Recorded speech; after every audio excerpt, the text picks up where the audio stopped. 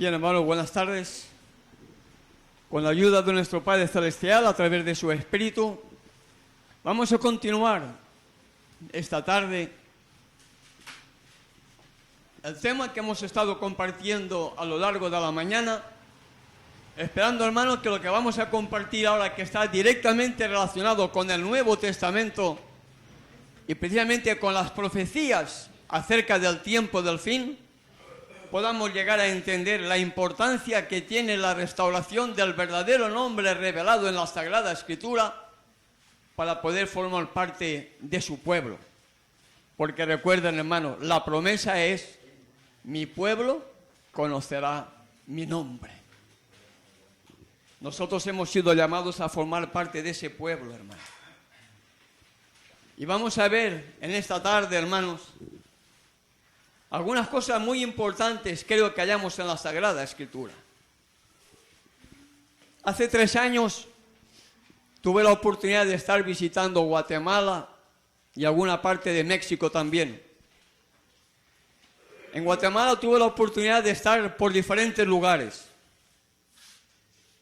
En una de ellas eran 7 iglesias laicas, salidas de la organización, pero que estaban todas coordinadas. Cada anciano era miembro también de la comitiva, y esa comitiva era la que decidía, ¿no?, qué hermano predica para las iglesias o lo que fuera. Estaban bien agrupados. Compartía el nombre de Yahweh poco a poco, porque el último día era donde todas las iglesias se iban a congregar en un lugar concreto para poder escuchar todos el mismo mensaje. Cada día en una iglesia diferente, y acudían los hermanos que podían. Pero el sábado no, el sábado era un día especial donde todas las iglesias, las 7, podían congregarse en un local alquilado para escuchar el último tema, cierre de campaña, que era el nombre de Yahweh.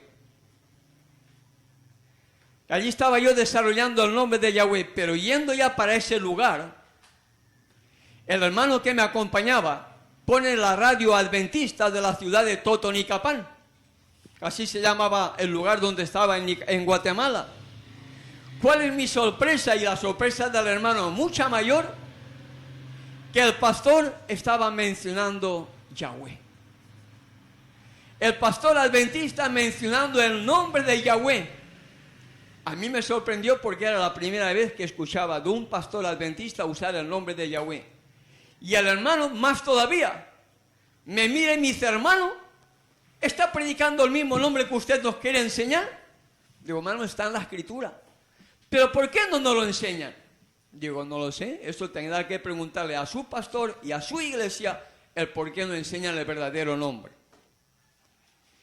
En el desarrollo del tema, hermanos, era grande, no sé, 400, 500, 600 personas. Eran 2 hileras como aquí, pero de 20 o 25 sillas, y aquí igual. En la mitad de la derecha, hacia el fondo, veo una mano que se levanta, ¿no? Digo: ¿qué querrá este joven? Claro, uno no sabe. ¿Qué querrá este joven? Yo siguiendo hablando del nombre de Yahweh. Hermano, lo que usted dice está en mi Biblia. ¿Cuál es la sorpresa, hermano? La Reina Valera del año 2000, editada por la Iglesia Adventista del Séptimo Día en Centroamérica, la versión que tenemos aquí no es la misma, le falta una hoja, o media hoja, para ser exacto, le falta media hoja, porque la versión de allá de México, de Centroamérica, ponía Nueva Reina Valera 2000, distintivos de esta nueva versión, como si fuera esta hoja. Como si fuera esta hoja. Introducción. 2 columnas. En la columna de la izquierda, en el último párrafo, los editores adventistas del Séptimo Día explicaron. ¿Me lo permite, hermano? Muchas gracias. En esa versión, en Centroamérica, México, Guatemala, Nicaragua, esto mismo que ustedes ven acá, Así como aquí está en la parte dorso, allí estaba en esta parte, acá. Y aquí le falta lo más importante que ellos sacaron.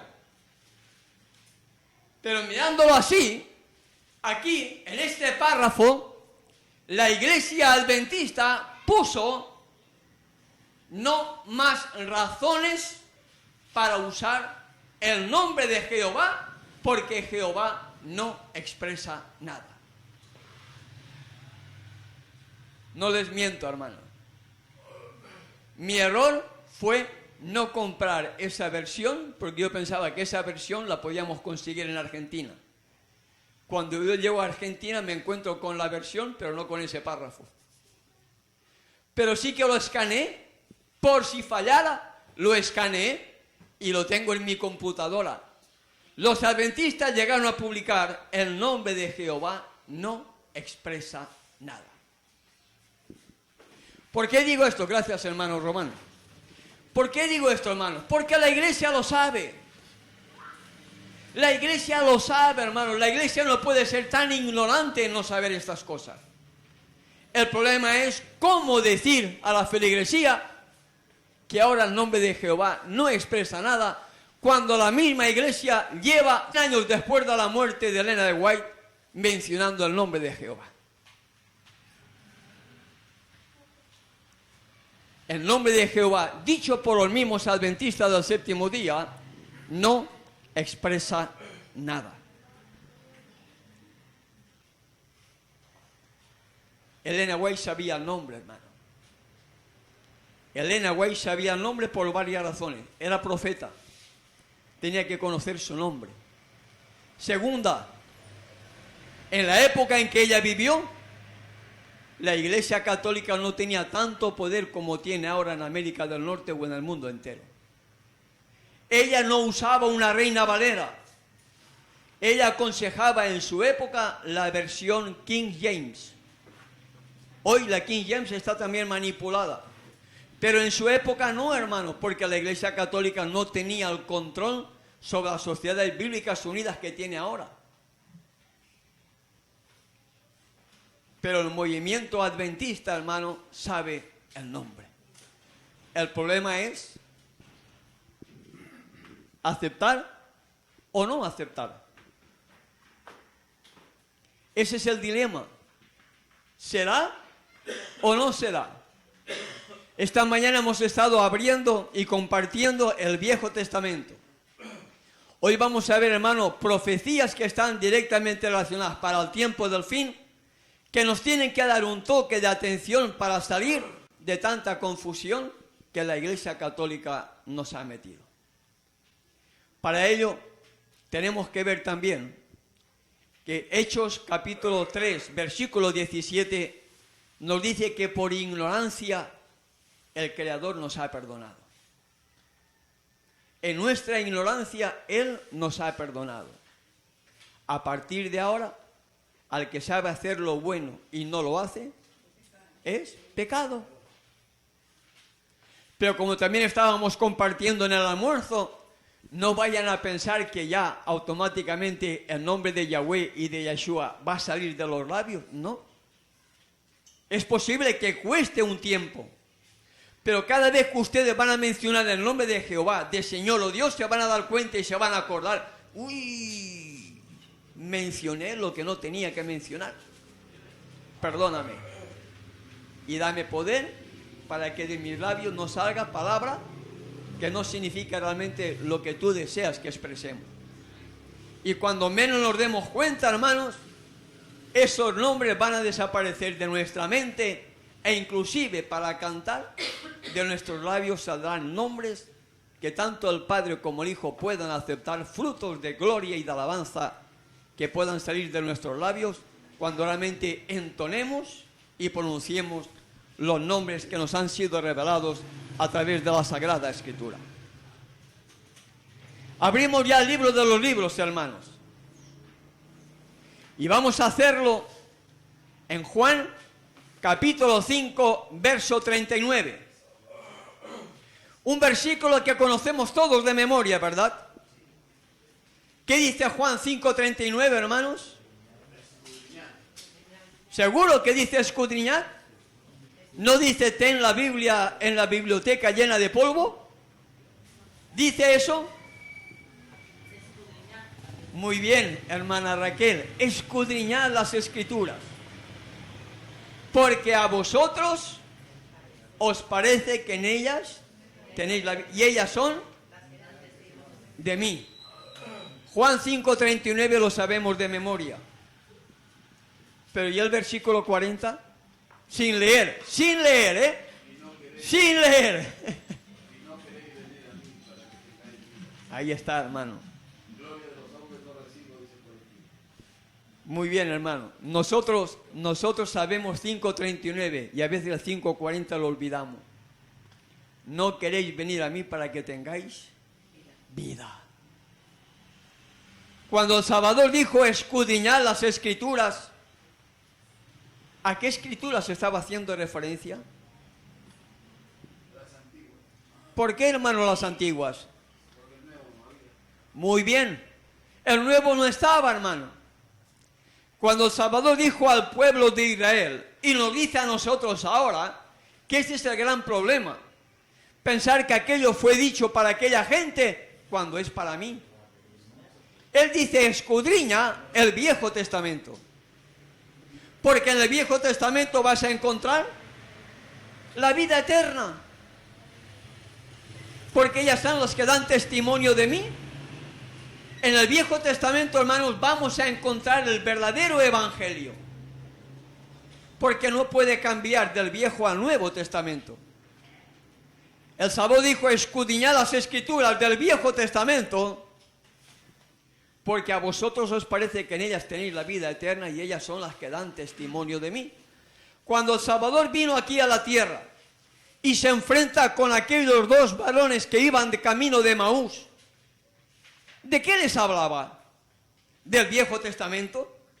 ¿De las profecías que hacían referencia a su vida, a su ministerio? ¿Lo recuerdan, verdad? Es en el Viejo Testamento, hermanos, donde nosotros vamos a encontrar la vida eterna. El camino de la salvación está en el Viejo Testamento. Miren qué inmenso amor y misericordia, hermano. ¿Cuándo se predicó por primera vez el Evangelio? ¿Cuándo se predicó, hermanos, por primera vez el Evangelio? Que el Evangelio significa buenas nuevas. ¿Dónde se predicó? En el mismo Edén, hermanos. Tan pronto como Adán y Eva pecan, allí reciben ellos la primera predicación del Evangelio. No tuvieron que esperar años en recibir las buenas nuevas. En el mismo lugar, cuando ellos se dan cuenta que pecaron, reciben las buenas nuevas de que a través de un Salvador, ellos podían ser salvos si aceptaban la ofrenda que el Hijo había ya hecho ante el Padre, de que en caso de que Adán y Eva pecaran, Él se iba a convertir como nuestro garante. Eso lo hallamos en Primera de Pedro y en Apocalipsis capítulo 13, hermano, donde está hablando acerca de que Él ya fue inmolado desde antes del principio del mundo. El plan de la salvación no se puso en marcha cuando Eva pecó o cuando Adán pecó. Ya todo estaba previsto por si Adán y Eva pecaran, el Hijo iba a tomar el lugar de Adán para darles una nueva oportunidad para que Adán no volviera a pecar, hermano. Para que Adán no volviera a pecar. No para que Adán siguiera pecando, que ese es el Evangelio que nos han enseñado. Para que Adán no volviera a pecar.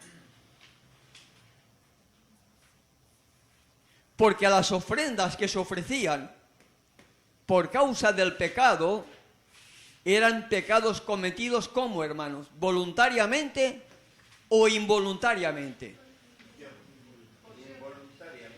Involuntariamente, hermano. Levíticos capítulo 4. Levítico capítulo 4, verso 2. Ahí habla los pecados, las ofrendas por causa del pecado, sacrificio por el pecado, versículo 2. Habla y di a los hijos de Israel, si alguno por error peca, por error, por hierro, de forma involuntaria, y después está diciendo si pecaban en forma involuntaria el sacerdote o los dirigentes del pueblo. Siempre en forma involuntaria, porque el pecador que cometía un pecado voluntariamente, ¿qué pasaba con él, hermano?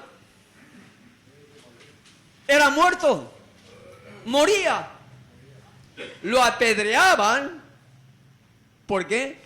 Porque Yahweh no puede vivir entre gente pecaminosa. Y el pueblo de Israel fue levantado para ser una nación santa, apartada, como un pueblo diferente al resto de los habitantes que habían en la tierra. Para eso fue levantado el pueblo de Israel, para ser una nación totalmente diferente, que no tuviera nada que ver con el mundo pagano, para que Él fuera la luz en medio de un mundo en tinieblas.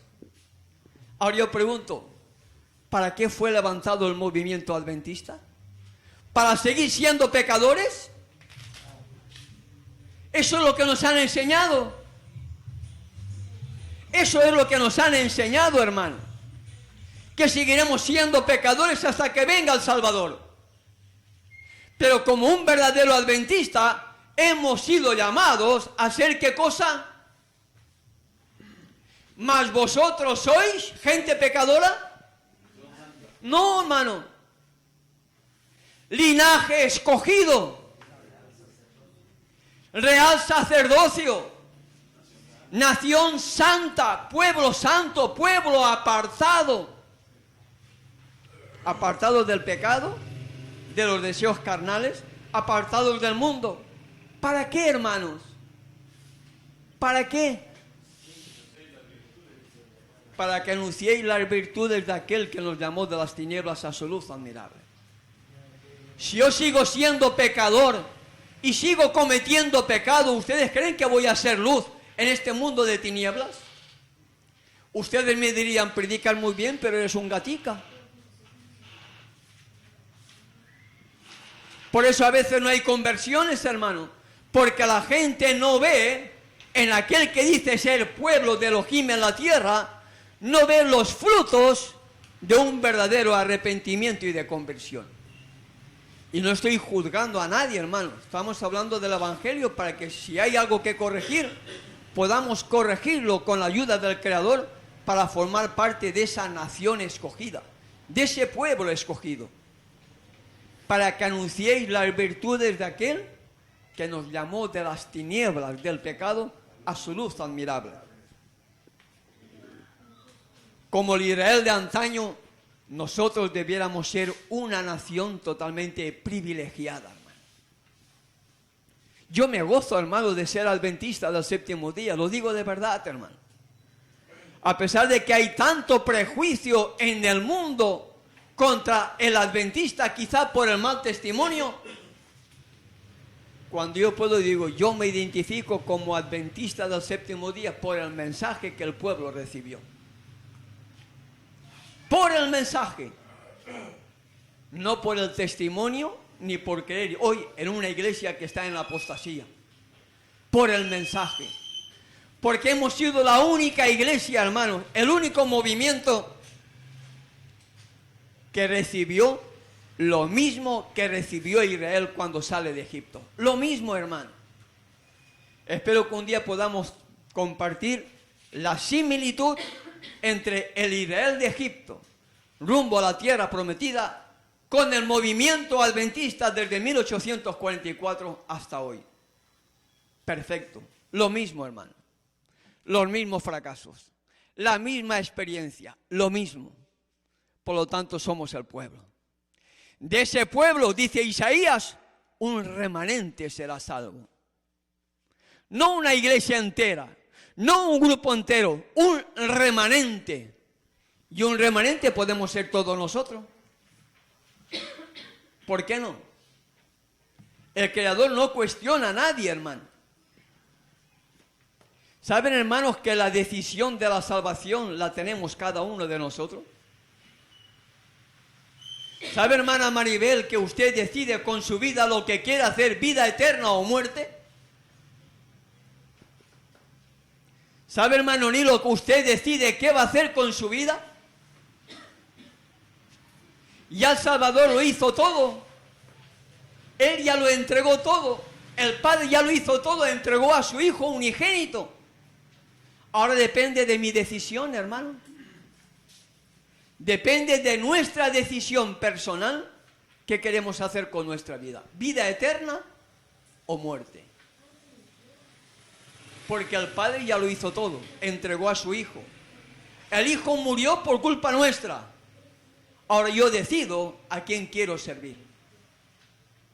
Yo decido a quién quiero servir. Obediencia, vida eterna, o desobediencia, muerte y confusión perpetua.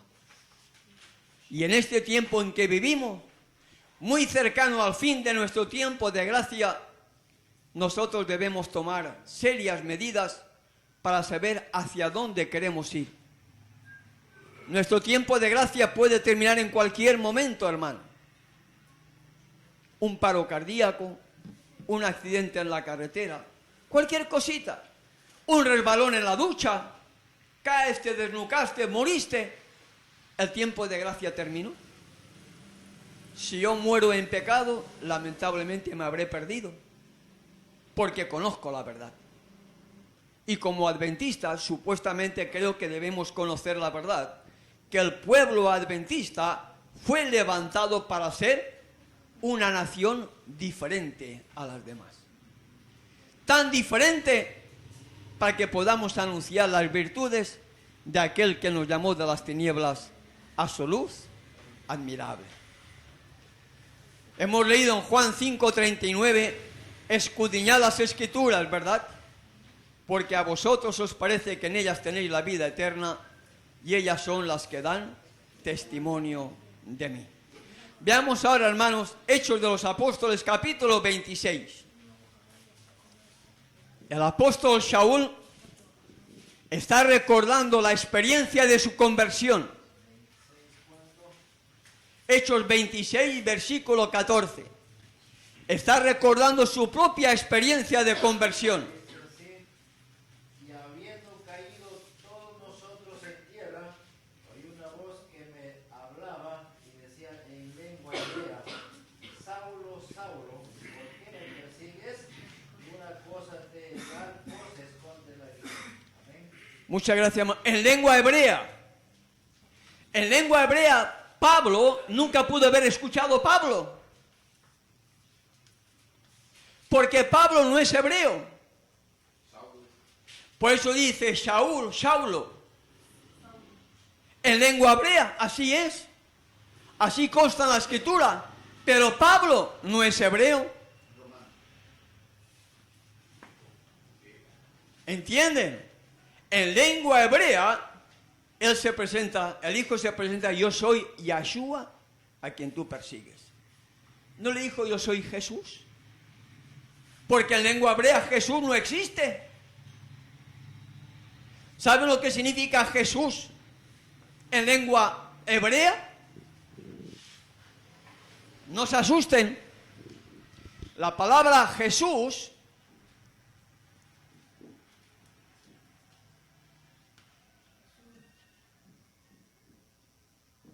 según la concordancia de Strong, ustedes pueden verlo, que la palabra Jesús es una palabra compuesta de G o Ye y Sus. Ye significa miren. Y Sus, miren el caballo. Búsquenlo, hermanos. Son deberes que nosotros debemos buscar. Hoy hay información por diferentes lugares. La concordancia Strong es una concordancia imparcial que la usan inclusive los teólogos para poder descubrir qué significan ciertas palabras. G, Ye, Sus miren el caballo. La misma expresión Jehová, Jehová significa, miren qué ruina, miren qué calamidad, miren el desastre, miren la destrucción.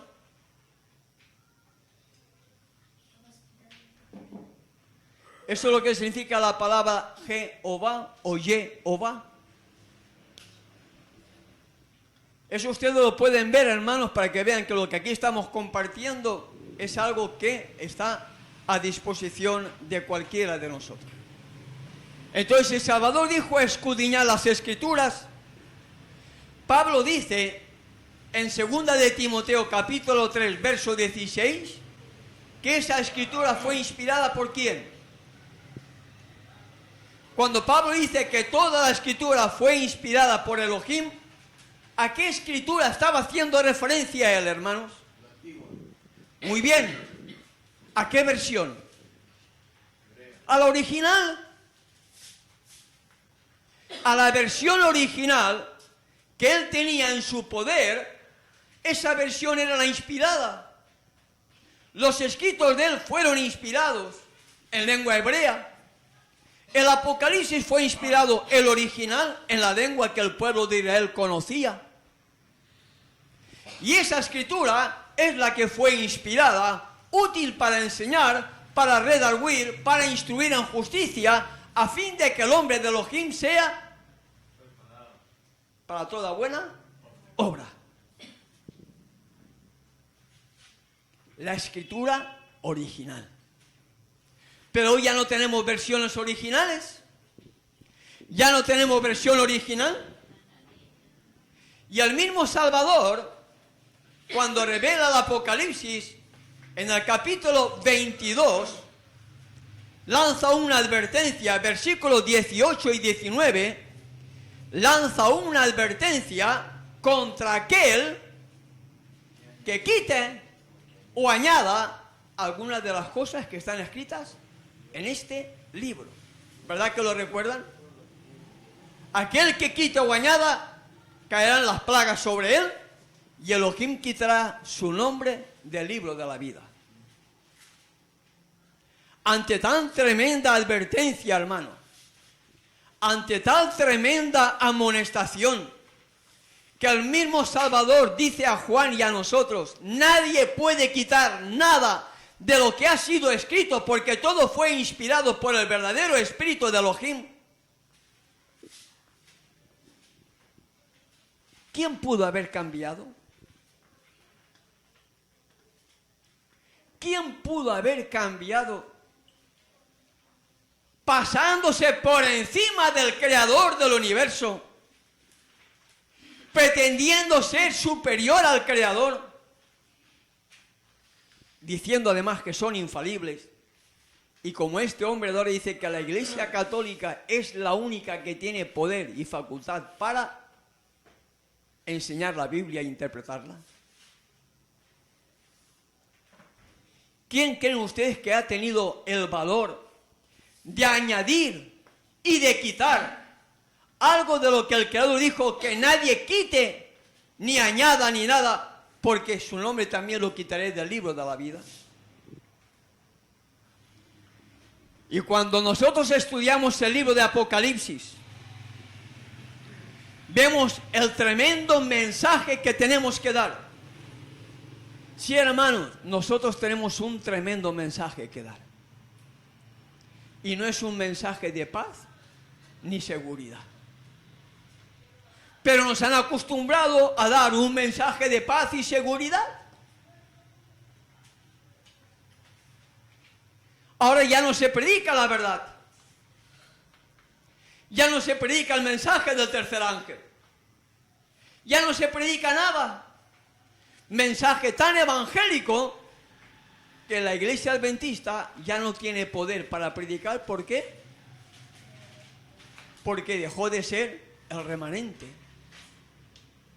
Dejó de ser el remanente.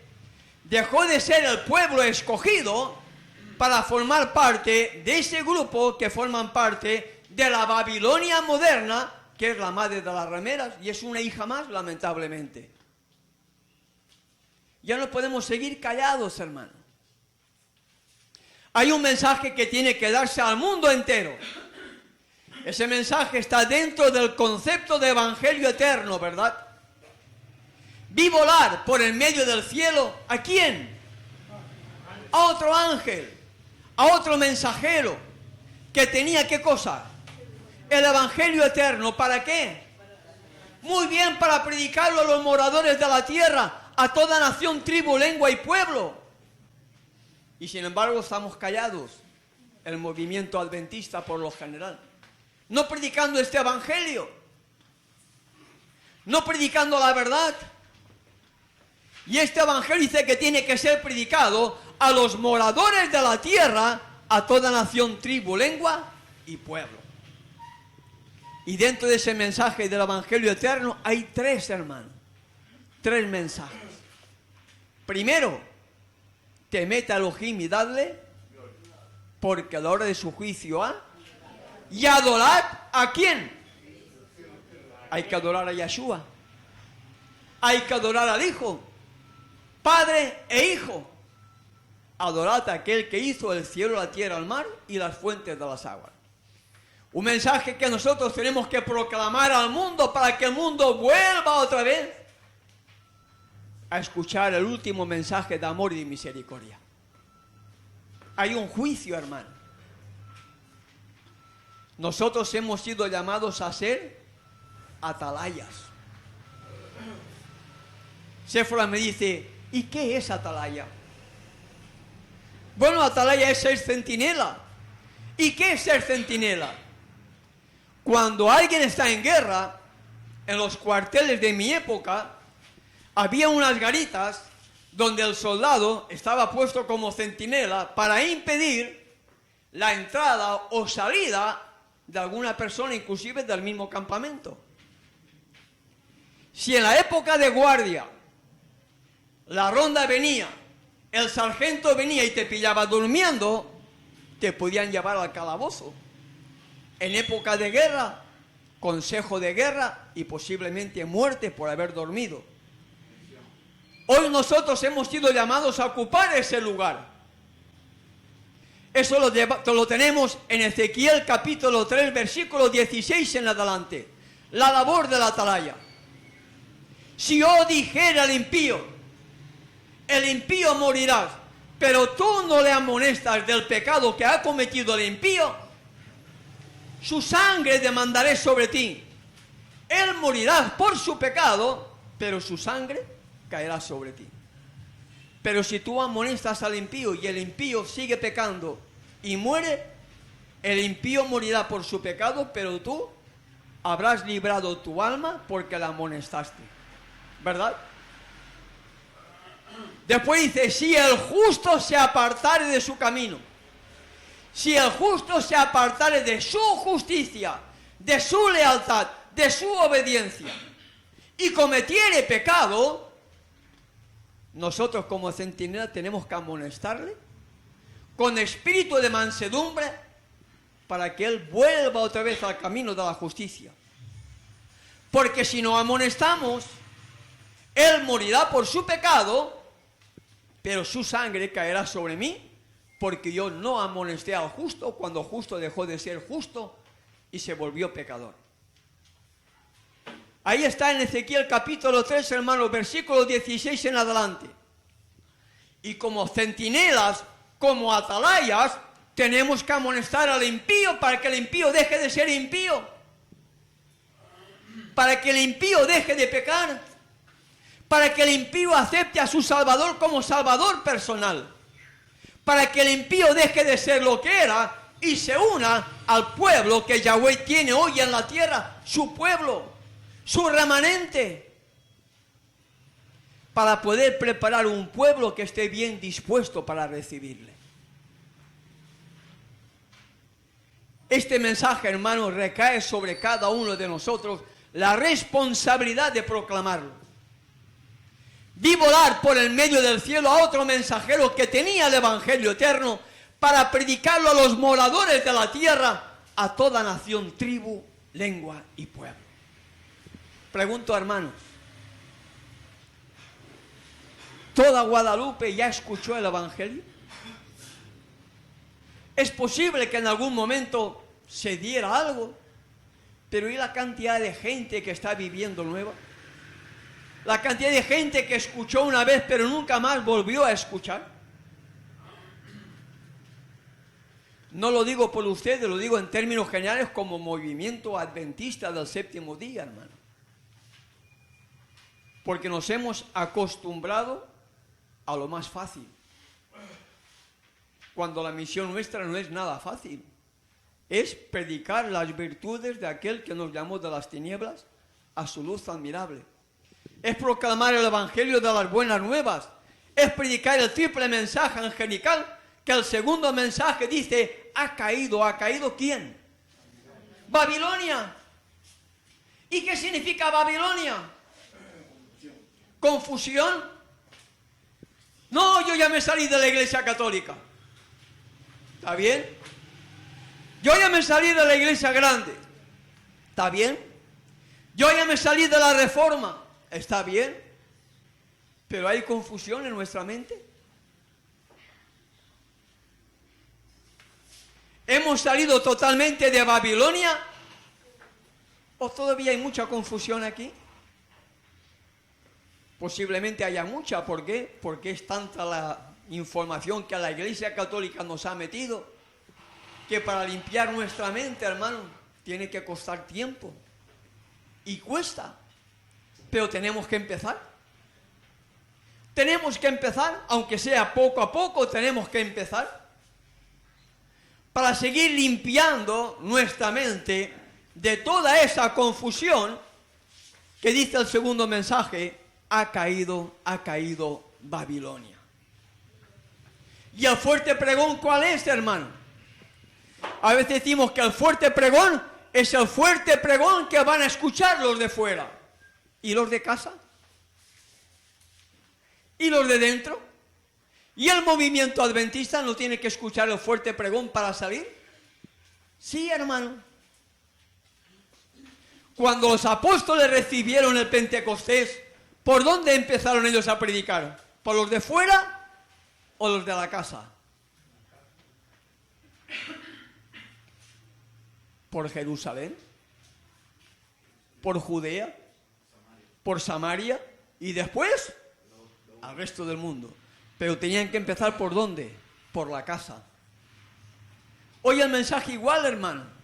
El mensaje tiene que ser dado en primer lugar al pueblo que tenía que conocer la verdad y vivirla, para que el pueblo despertemos y al despertar, unidos todos con la misma providencia, tomados del verdadero espíritu, proclamar al mundo el último mensaje de amor y de misericordia.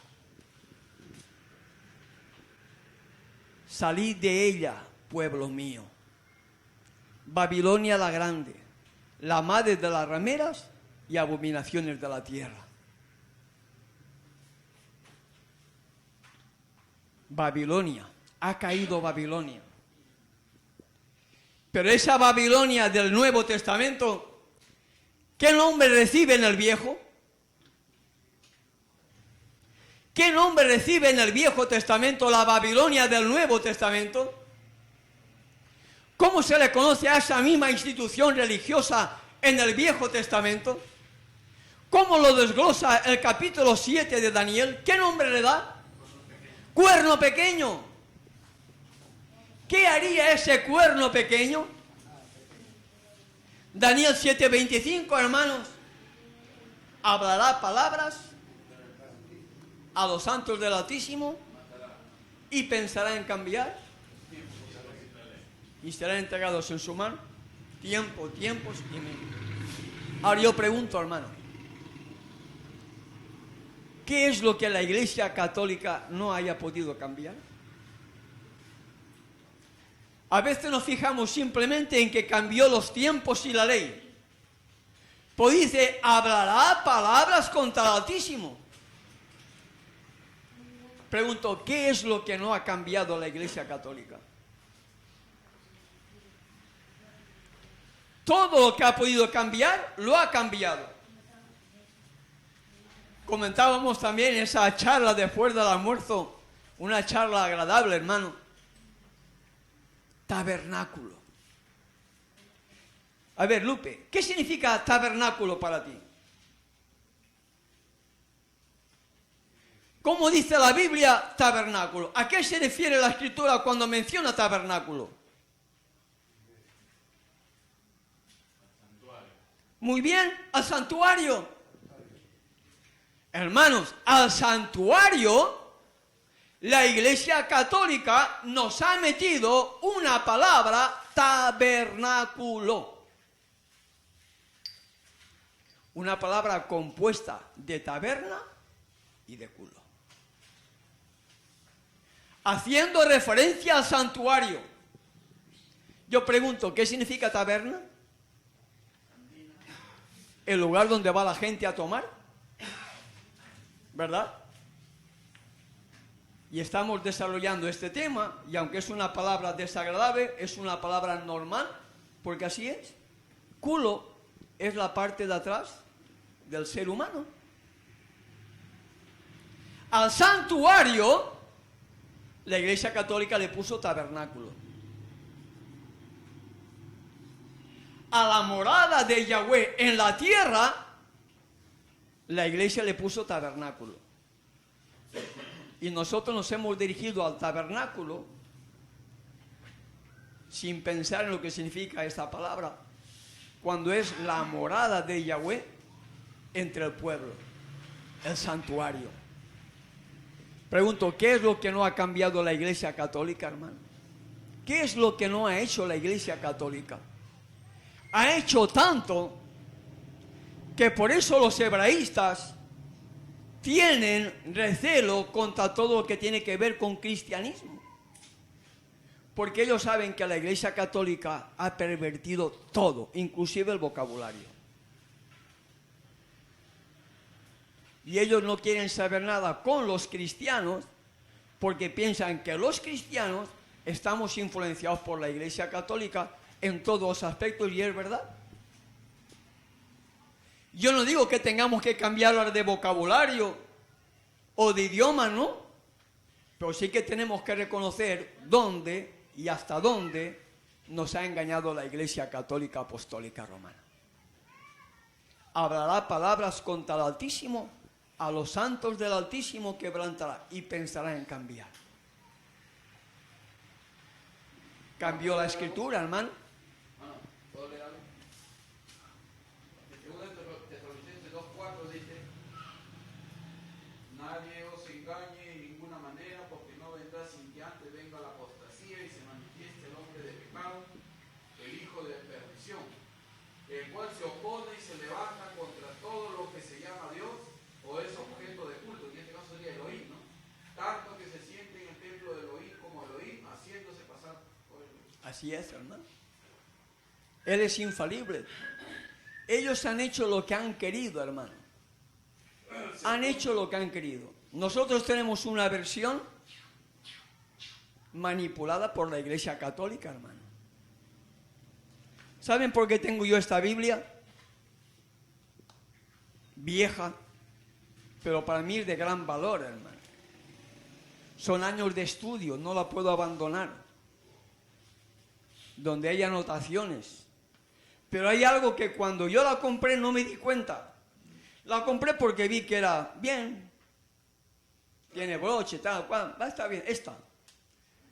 Tiempo después, en casa, la abro y veo introducción. En la parte de atrás, mira a ver ustedes, hermanos, porque a veces aparece la Reina Valera 1960. Al principio pone introducción. En esta versión dice en la parte de atrás: la primera revisión apareció en el año 1602 y fue preparada por Cipriano de Valera. Punto. Esta revisión, está hablando de la revisión del año 1602, contiene numerosos cambios en el texto. No les miento, hermanos. Estoy leyendo y si alguien quiere volver a leer lo que he mencionado, aquí está, hermanos. La misma Sociedades Bíblicas Unidas dice que la primera revisión Reina Valera, efectuada en el año 1602, contiene numerosos cambios en el texto.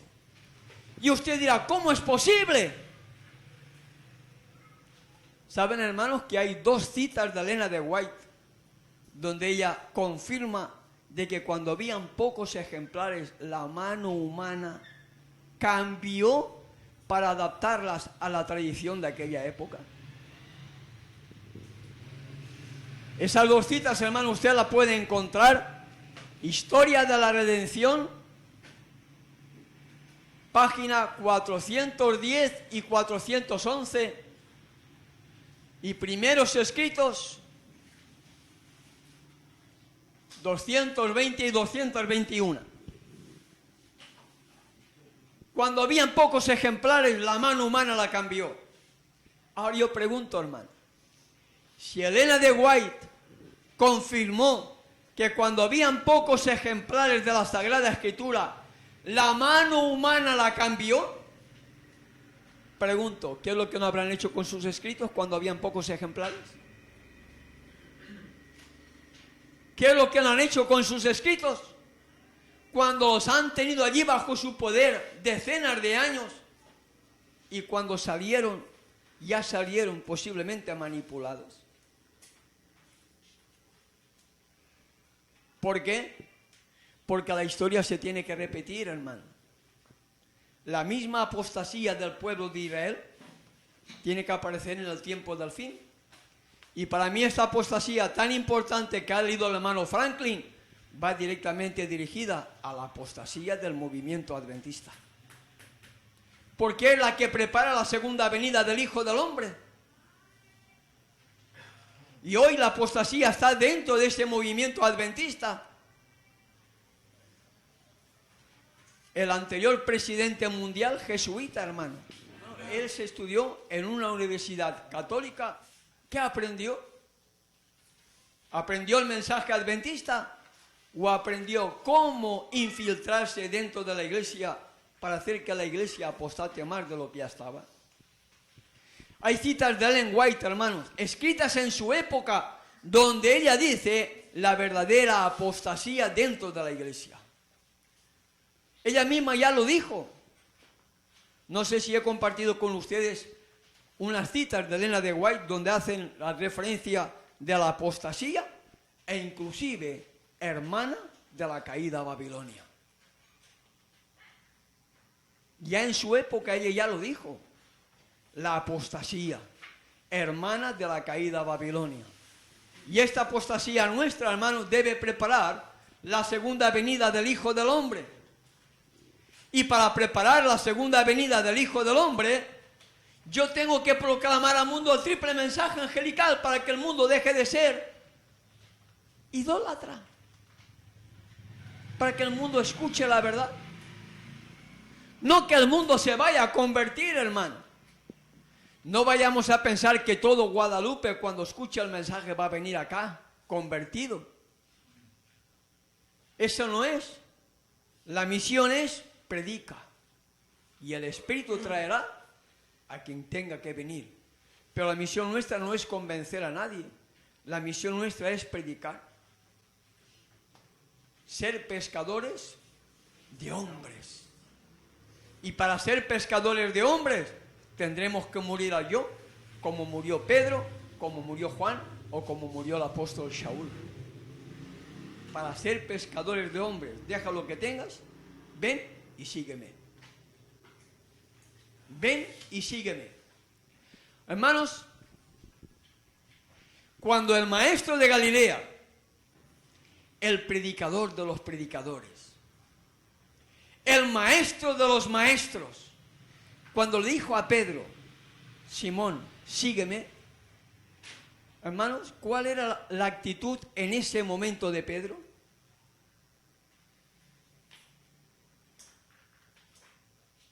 ¿Qué había pasado con Pedro en ese momento cuando el Salvador dijo, Pedro, sígueme.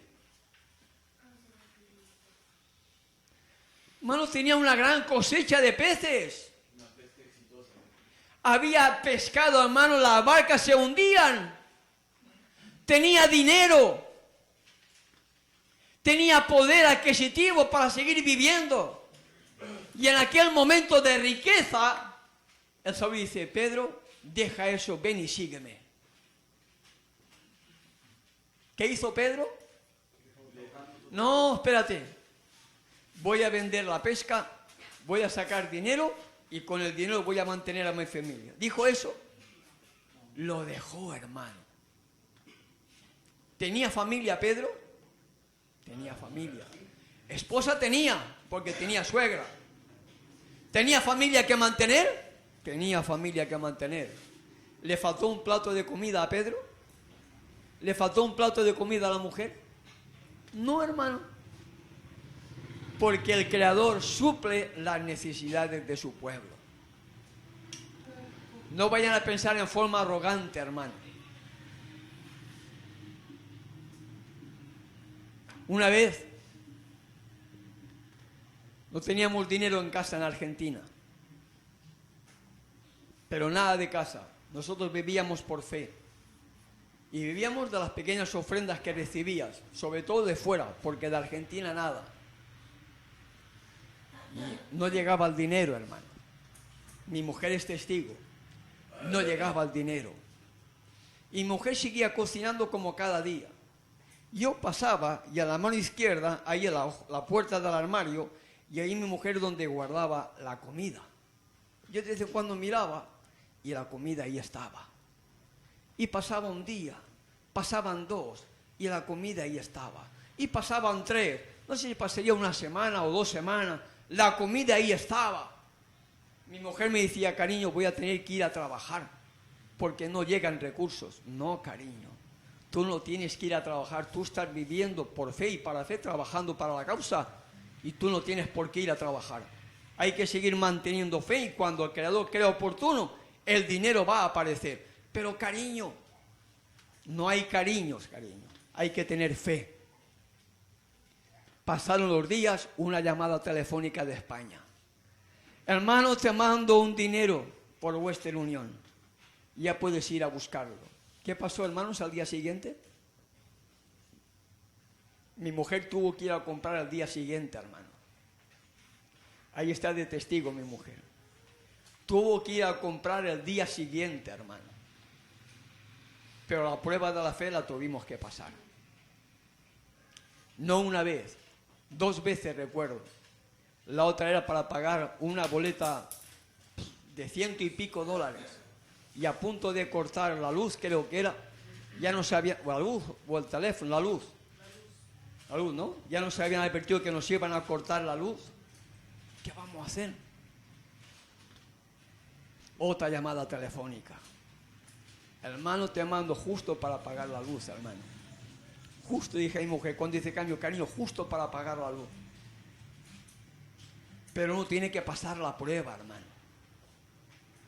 Uno tiene que pasar la prueba. Y aquí en Chepén hemos estado viviendo por fe, hermano. Por fe. Y vamos a seguir viviendo por fe. A mí no me preocupa venir a Guadalupe. A mí no me preocupa ir a algún sitio. No me preocupa, hermanos, porque sé que tarde o temprano te llega para poder comer el plato de comida. Pero uno tiene que pasar la prueba. Pero Pedro no dudó, hermano. Cuando Pedro vio la barca llena, era dinero. Era dinero, hermano. Era una fortuna lo que Pedro tenía allí en la barca. Y en aquella fortuna el Salvador le dijo, Pedro, deja la pesca, ven, sígueme, que yo te haré pescador de hombres. Y Pedro dejó de ser pescador de pez para ser pescador de hombres. Y nosotros hemos sido llamados a ser, ¿qué cosa?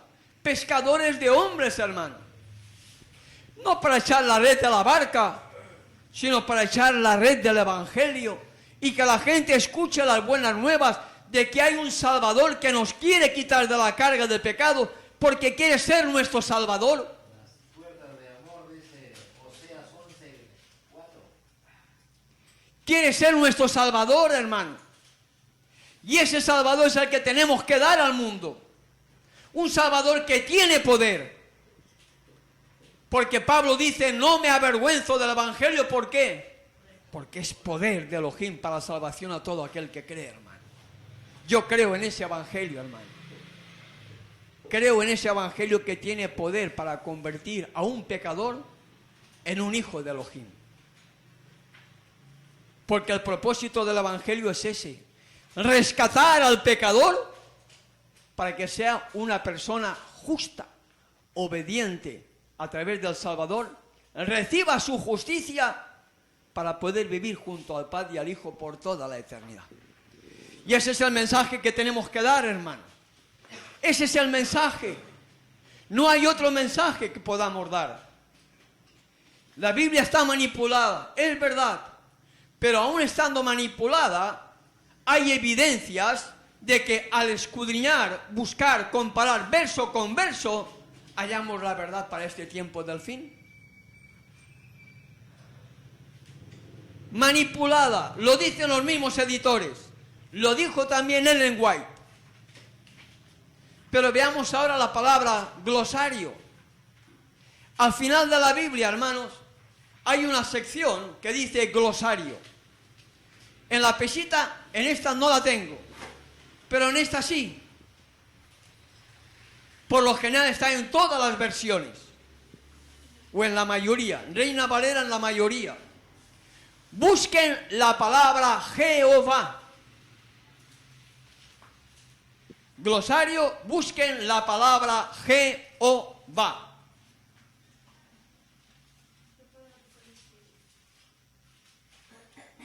¿La puede leer, hermano?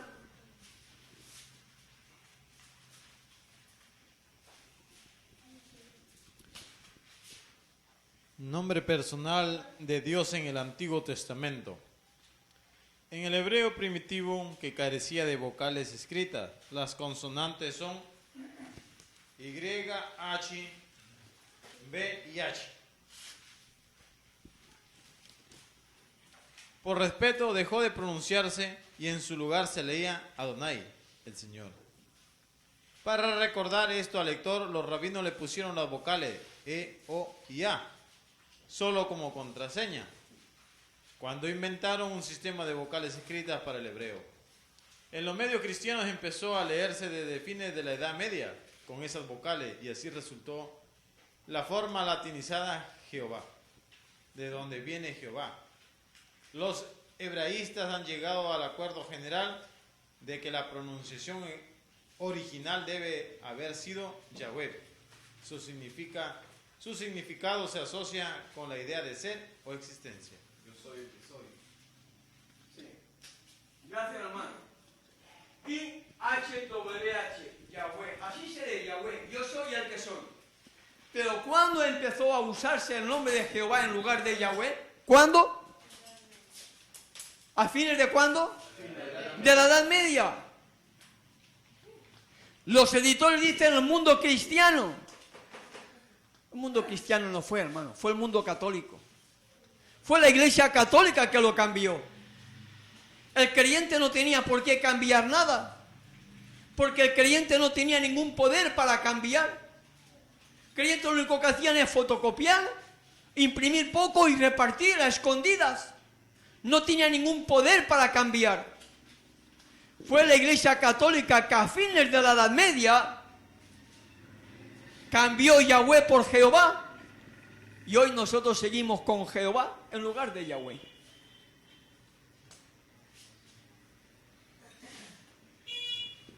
Se cambió en la Edad Media. Pues la misma revisión dice 1609. 1602, sí, o 1609. Hermano, ahí está. El problema es aceptar que hemos estado engañados, confundidos o no. Pero el mismo glosario, los mismos editores dicen que a partir de fines de la Edad Media fue cuando se cambió el nombre de Yahweh por Jehová. En la forma latinizada que después se convirtió en Jehová. que es lo que ahora se pronuncia a nivel mundial.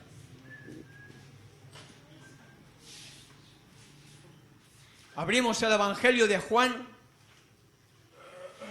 en el capítulo 1, verso 12, nos dice ahí, hermanos, pero a los que lo recibieron, a los que creen, ¿en qué nombre? En su nombre. ¿En qué nombre? En el nombre hebreo, hermanos. En el nombre hebreo. A los que lo recibieron y los que creyeron en su nombre. Hechos capítulo 3, verso 18. Juan 3, 18. El que en él cree no es condenado, pero el que no cree ya ha sido condenado, porque no ha creído en el nombre del unigénito Hijo de Dios. En el nombre del unigénito Hijo de Elohim, hermano.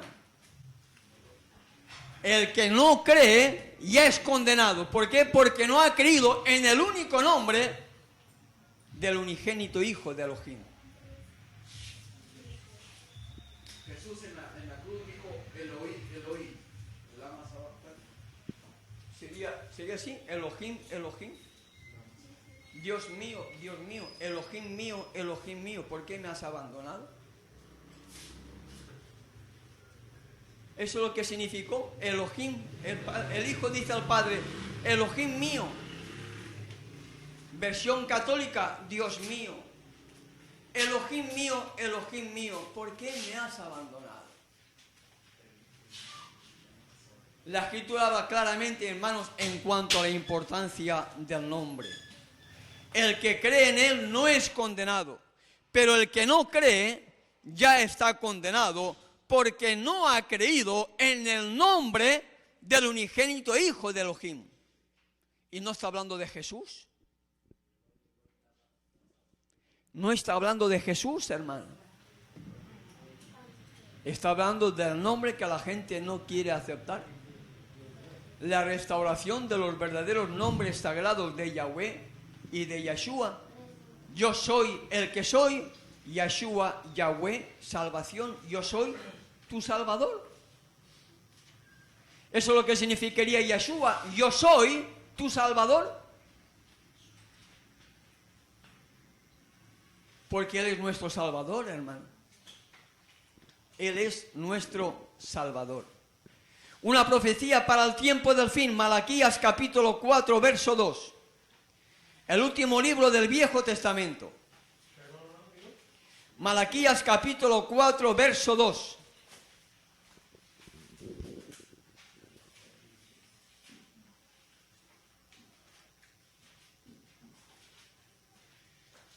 Bueno, es una profecía para el tiempo del fin, porque el título de la versión o el título que se le da a este capítulo es el grande y terrible día de Yahweh.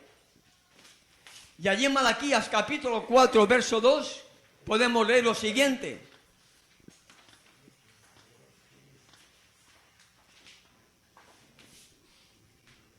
Mas a vosotros los que teméis mi nombre, nacerá el sol de justicia, y en sus alas traerá salvación, y saldréis y saltaréis como becerro de la manada.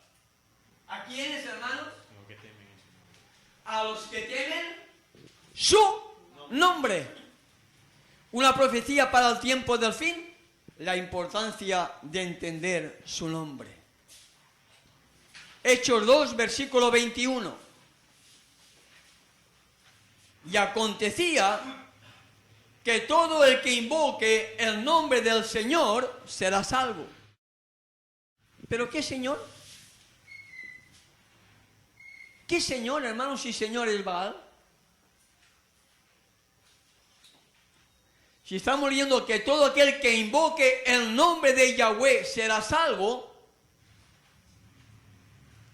los apóstoles están diciendo, todo aquel que invoque el nombre de Yahweh, Yahshua, Yahweh, salvación, será salvo. ¿Entienden, hermanos?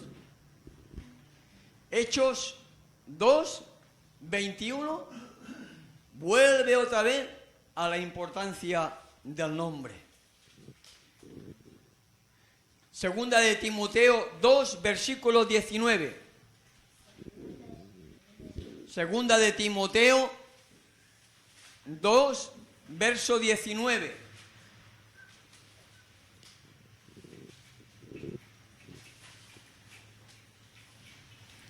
Pero el sólido fundamento de Elohim permanece firme teniendo este sello.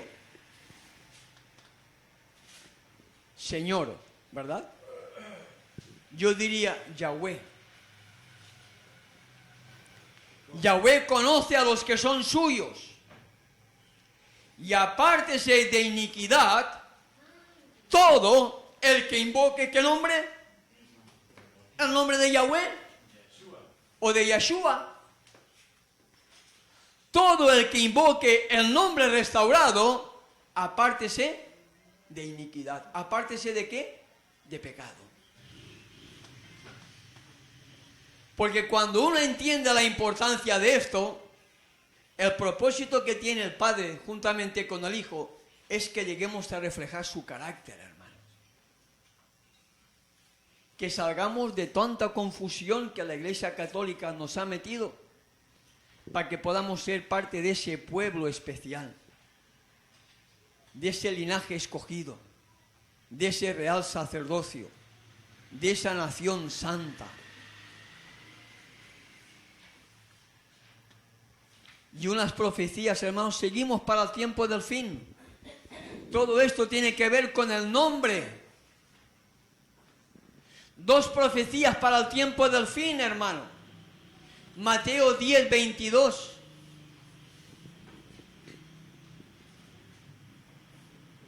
Mateo 10, 22 y 24, 9.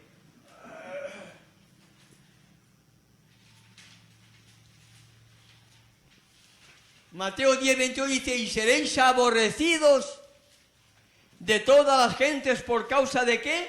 Nombre. ¿Qué nombre, hermanos? ¿Ustedes creen que somos aborrecidos por mencionar el nombre de Jehová? ¿Por mencionar el nombre de Jesús? ¿Por mencionar el nombre del Señor? ¿El nombre de Dios? ¿El nombre de Cristo? ¿O el nombre de Jesucristo? ¿Estamos siendo aborrecidos por mencionar esos nombres? No, hermanos. Seréis aborrecidos de todas las gentes por causa de mi nombre. ¿Qué nombre? Yahweh y Yeshua. No hay ninguna persecución por el nombre de Jehová. No somos aborrecidos por el nombre antiguo. Pero cuando comenzamos a vivir lo nuevo y comenzamos a pronunciar lo nuevo, ahí viene el odio, hermano. Ahí viene. En conversaciones que tenemos con nuestras amistades, nuestros amigos que profesan, o sea, los dominicales, no armonizamos en la doctrina hasta hace poco, hasta hoy día, mejor dicho, hacia atrás de hoy día. O sea, no armonizamos y concluimos la conversación. Bueno, hermanos, servimos al mismo Dios y creador del cielo y tierra, a nuestro Jehová, y a Jesucristo adoramos, decimos. Pero yo creo que ahora ya va a ser un poquito más diferente. Ahora es cuando va a venir el odio, hermano. Ahora es cuando va a venir a ser aborrecido. Ahora es cuando la gente va a separarse, hermano. Ahora es cuando comienza a predicar estos nombres, la gente te separa, hermano. Y duele. Duele cuando ves que tu propio hermano que antes te apreciaba, ahora ya ni te saluda. ¿Por qué? Porque dices que es Yahweh, Yahshua. Seréis aborrecidos de todas gentes por causa de mi nombre. No por Jehová, no por Jesús, no por Señor, no por Dios, no por Jesucristo, sino por el nombre de Yahweh y de Yeshua. Porque todas otras corrientes de religión, hermanos, todos llevan Jehová, Jesucristo, Señor. Entonces lo mismo pareciera que nos trae lo mismo prácticamente, ¿no? Hasta hace poco, hace un sábado tenemos lo mismo, ¿no? Con el mismo Señor, el mismo Dios, el mismo Jehová. católica no dice nada porque ellos mismos lo han hecho. La iglesia, pero las versiones católicas hablan de Yahvé. Hay versiones católicas de Yahvé, pero cuando hablan al público hablan de Jehová. Pero hay versiones católicas que aparece el nombre de Yahvé, hermano. Y hay versiones normales que aparece el nombre de Yahvé. No. El problema es que por costumbre y en los himnarios nos han metido Jehová y cantamos Jehová. Dios. Y cantamos Señor. Y cantamos Dios. ¿Por qué? Porque ahí está. A Jesucristo me enseñarla. ¿Y Cristo cuál es la traducción de Cristo? Cristo significa Mesías, ungido. Pero eso sí se puede pronunciar. No, tampoco, hermano. Todo es pagano. Todo es pagano. Cristo viene de otro Dios pagano. La verdadera traducción es Masías. Ese sería el nombre, Masías. Del hebreo Mashiach, que significa Mesías, ungido. Pero en lugar de Cristo, en lugar de ungido o de Mesías, la Iglesia Católica nos metió Cristo. ¿Cristo cuál es en sí el significado de Un nombre pagano. Dios igual, Señor Baal. Jesús no tiene nada que ver con yo soy el que soy. Por eso, hermano, es una limpieza de mente total para salir de la tanta confusión que la Iglesia Católica nos ha metido, juntamente con las otras iglesias y lamentablemente la adventista también. Hermana Ernesto, una pregunta. ¿Y por qué en los escritos de la hermana Elena, en todos los escritos no mienta el nombre verdadero lo que es, ¿no? Mienta el nombre de Jesús, por ejemplo, en los primeros escritos Sí. de su visión, dice Jesús, Jehová, Dios es lo que mienta. Yo lo comenté antes, hermana. Si la Biblia fue manipulada y las mismas sociedades bíblicas así lo confirman, y ella dice, en dos citas que puse ahí, Historia de la Redención, página 410 y 11, y primeros escritos 2, 20 y 21, que cuando habían pocos ejemplares de la Escritura, la mano humana la cambió, ¿qué es lo que han hecho con los escritos de ella, hermana? Porque en los primeros escritos que está de su visión, En todo, sí, hermano. no mienta ninguno del verdadero. Aparecen los nombres castellanizados de Jehová y de Jesús. Vía Jesús, dice, ¿verdad? Sí, hermana, sí, sí. Sí. En ninguna cita aparece el nombre de Yahweh y de Yeshua. En ninguna cita. Habla siempre de Jesús, o habla de Cristo, o habla de Dios. Fueron escritos los testimonios de la hermana Senhuay, la transliteración que han hecho del inglés al castellano, ahí viene que han puesto Jehová, han puesto... Hermana Maribel, ¿En qué escrito puede encontrar el nombre verdadero que es de Yahweh? no lo va a encontrar, hermana, porque la Iglesia Católica, la Iglesia Adventista no puede ahora decir lo que no es. La hermana Elena ha escrito en versión de inglés, ¿no? Y lo que lo han transferido a castellano ahí lo cambiaron. Yo deduzco eso, hermano Román. Pero no los que tradujeron, sino en el transcurrir del tiempo, lo mismo que pasó con el pueblo de Israel cuando murió Moisés, continúa Josué, pero cuando muere Josué y toda aquella generación que habían visto las obras, el pueblo se descarrió.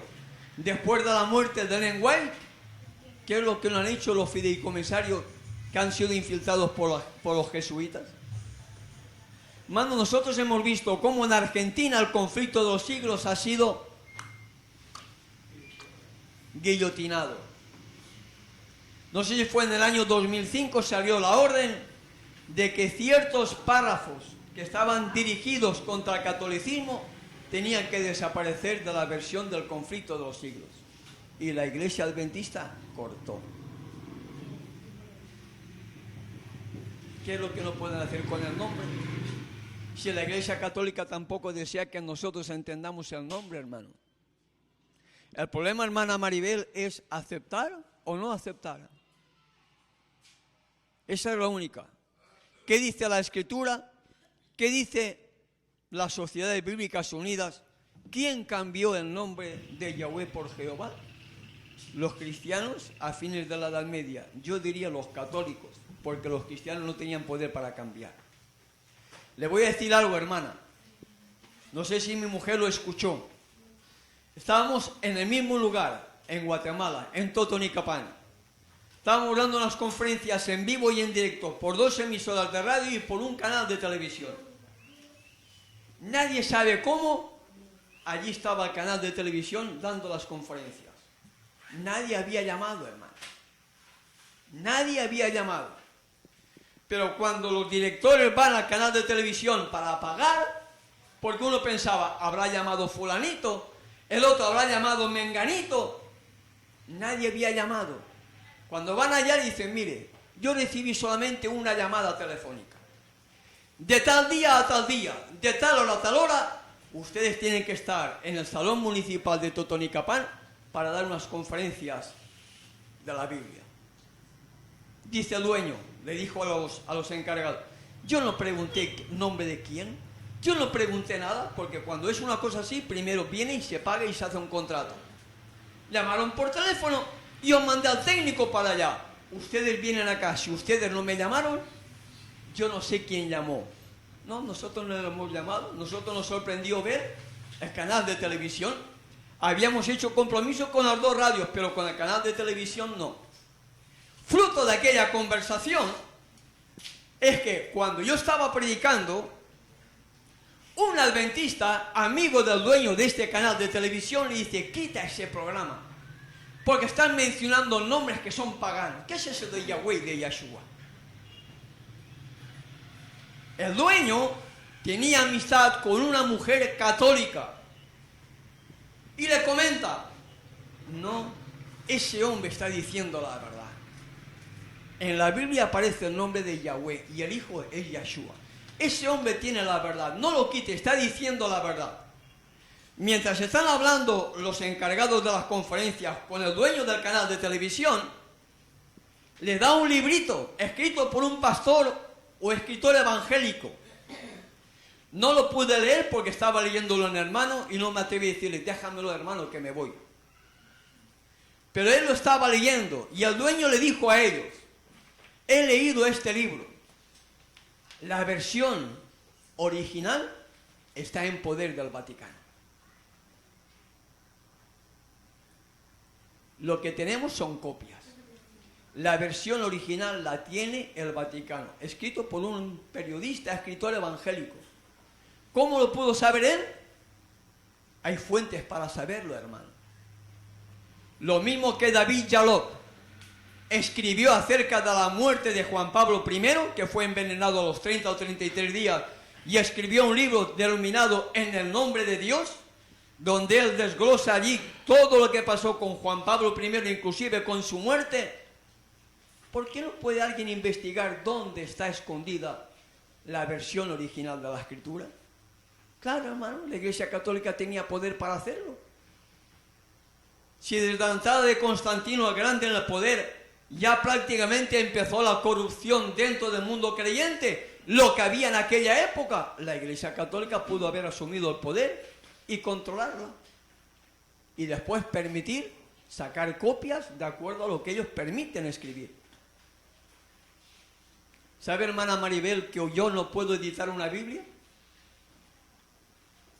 Yo no puedo imprimir una Biblia, ni ustedes, nadie puede imprimir una Biblia. Para imprimir una Biblia yo tengo que pedir permiso a las Sociedades Bíblicas Unidas y decirle qué versión voy a imprimir. Y pagar lo que sea y imprimir esa versión. Pues yo no puedo imprimir una versión y decirle voy a quitar el nombre de Jehová y le pongo Yahweh. No.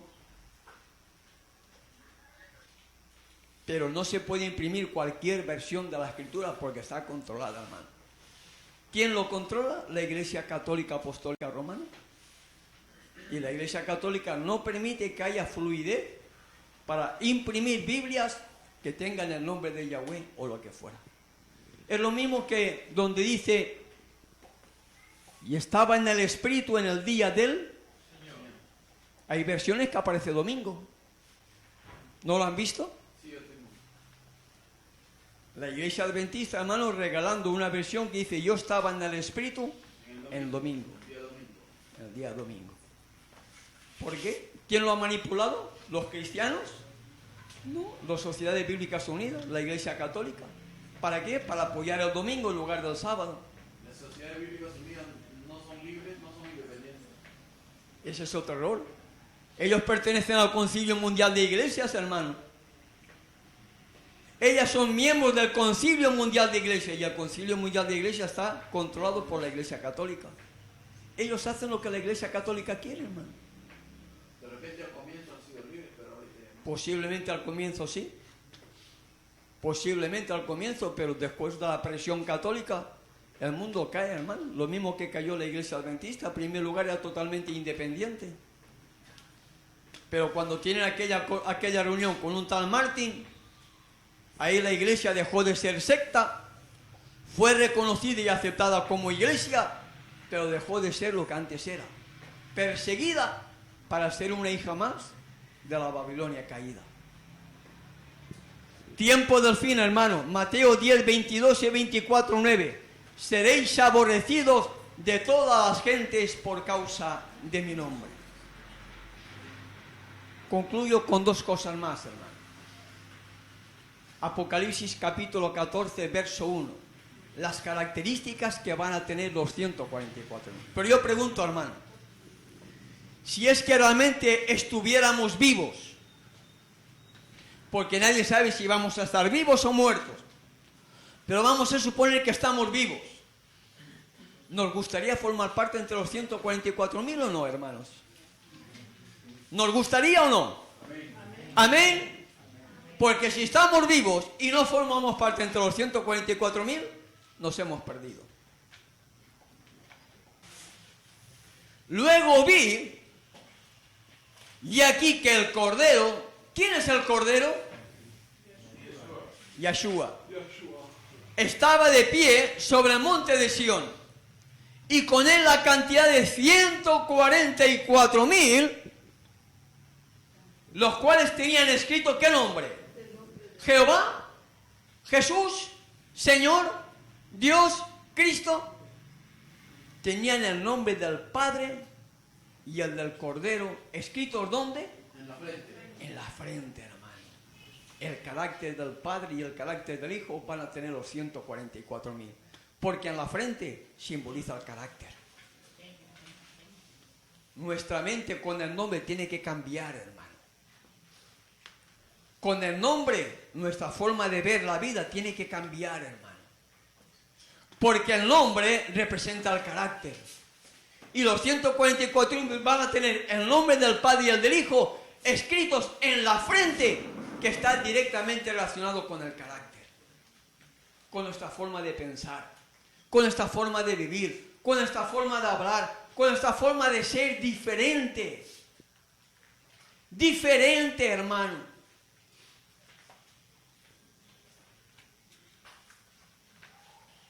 Y para mí esa es la importancia del nombre, hermano. Yo soy el que soy. Yo haré contigo lo que tú me permitas que yo te haga. ¿Eso que está diciendo el Salvador? Él tiene poder para decir y fue hecho. Él mandó y existió.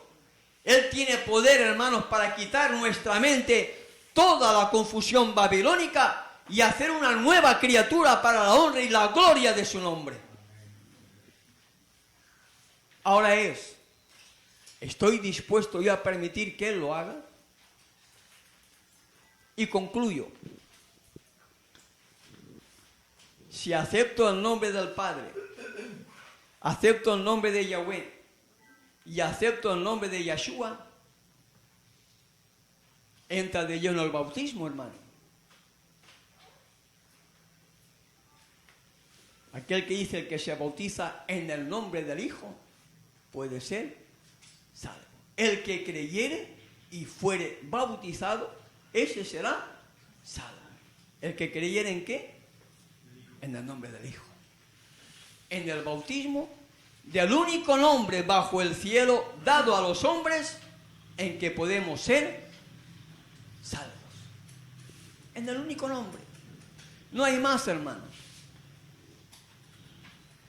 Y eso es un cambio total en nuestra vida. Un cambio total, hermano. Es como dijo el Salvador a Nicodemo, nacer de nuevo. ¿Estamos dispuestos a nacer de nuevo, hermano? ¿Estamos dispuestos a ser nuevas criaturas?